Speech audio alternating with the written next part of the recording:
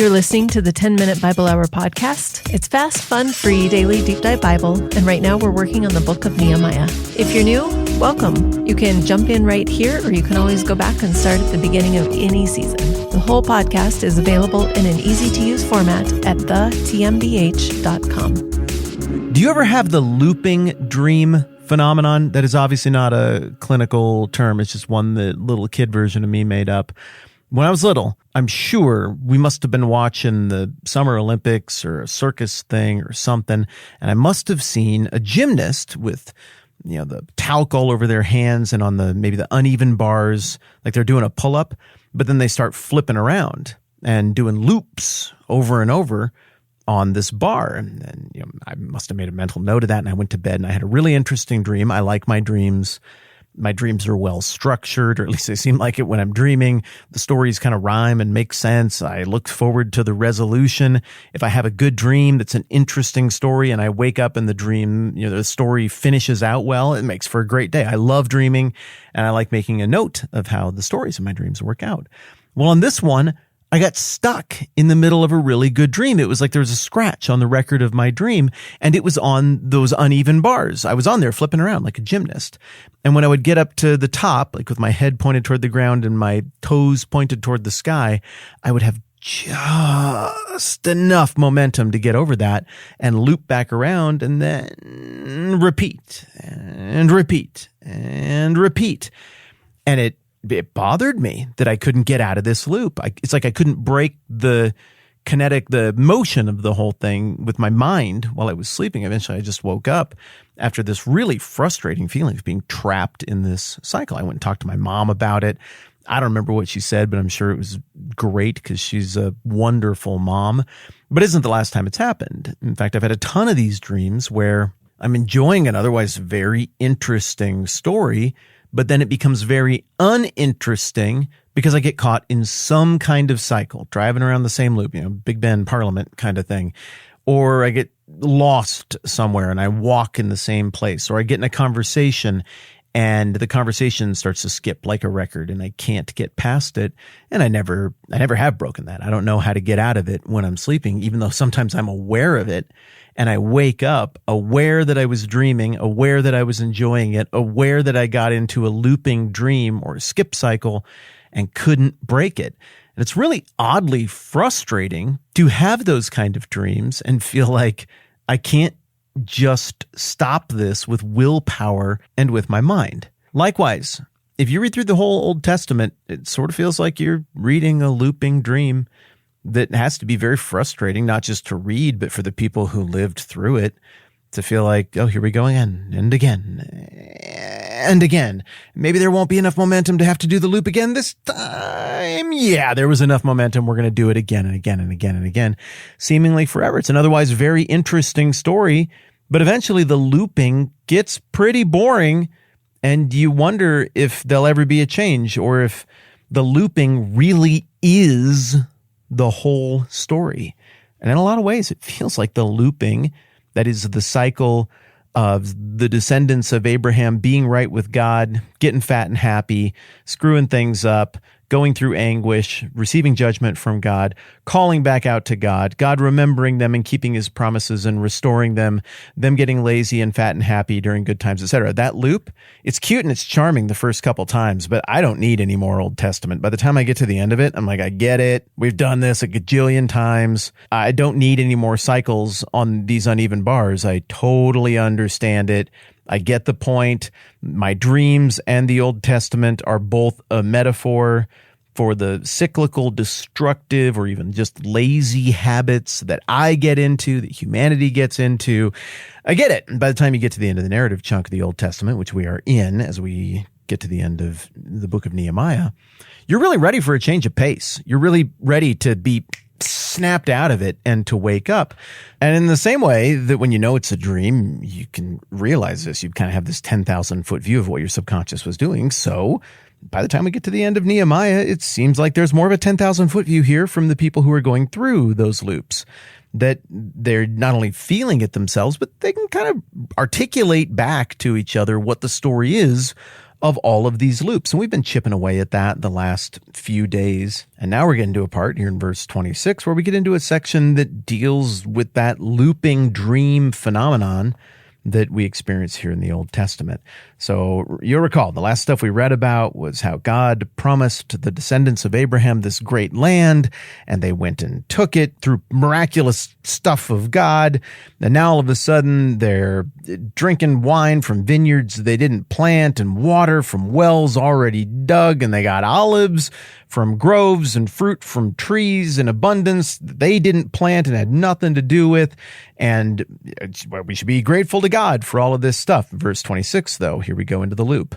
But they were disobedient and rebelled against you. They put your law behind their backs. Before I keep going, just as a quick reset here, remember, this is a big corporate prayer being led by Ezra the priest in the fall of 444 BC near the Watergate in this massive gathering of the descendants of Abraham as they try to figure out how to move forward from having rebuilt the temple a couple generations earlier, survived a genocidal threat one generation earlier, and now just having finished rebuilding all of the walls. Where do we go next? Who do we be as a people? And they're reciting this prayer together.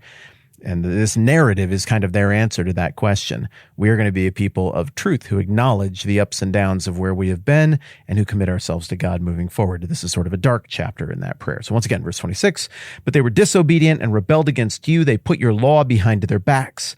They killed your prophets who had admonished them in order to turn them back to you. They committed awful blasphemies. So you handed them over to your enemies who oppressed them.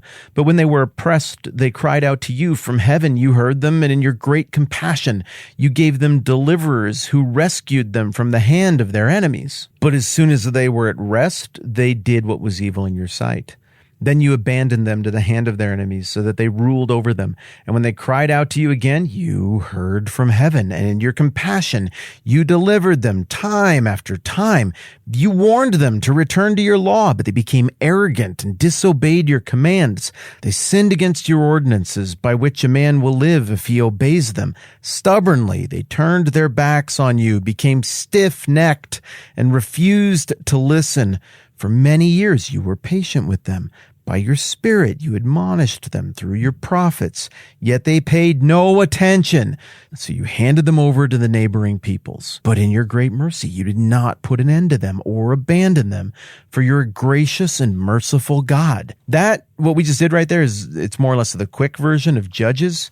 And that's merciful at this point in the Bible, because if you read through it and you got through Judges is juicy, don't get me wrong. It's a really fun read. It's very interesting, a lot of action and stuff in there, but it's also bleak in terms of the picture it paints of humanity and our inability to get out of our loops and our cycles. And indeed, all of Judges really is just a giant series of loops. It's a looping, waking nightmare that follows exactly the pattern that we just read here in Nehemiah chapter 9, the pattern I mentioned earlier. Everybody's doing great because God took care of them and provided for them just like he said he was going to do. That's awesome. Everybody gets fat and happy, and they screw around and do stupid stuff and act like their neighbors who don't know God.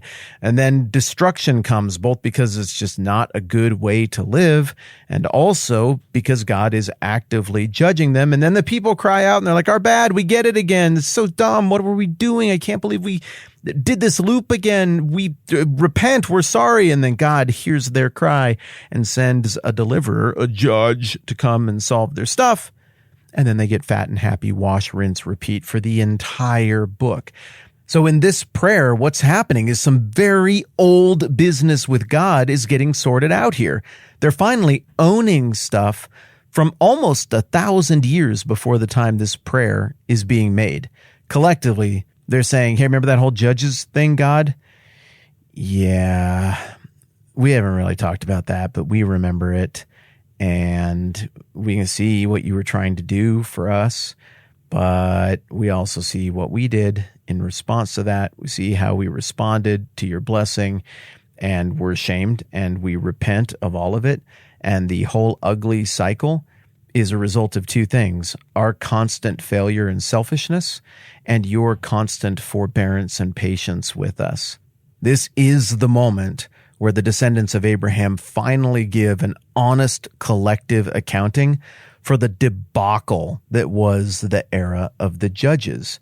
And I suppose whether you're talking about addiction or being simply caught in a rut that isn't ideal, or maybe even a looping dream or a looping narrative where the story just isn't moving forward, I suppose the way that you get that right, or you start taking steps to getting it right, is acknowledge the loop, acknowledge all of the portions of the cycle, and acknowledge that all of those seem to keep you from ever catching an off-ramp. And then I suppose the next step is figure out where the off-ramp is and try to make sure you catch it this next time around. And, we'll get into more stuff like that as we continue through this mega prayer of Nehemiah chapter 9. Also, the mailing that we're sending out to everybody who supports the program at any level on any platform is all set to go. Everything is all packaged up. We got the cool Nehemiah Achievement Unlocked stickers in there.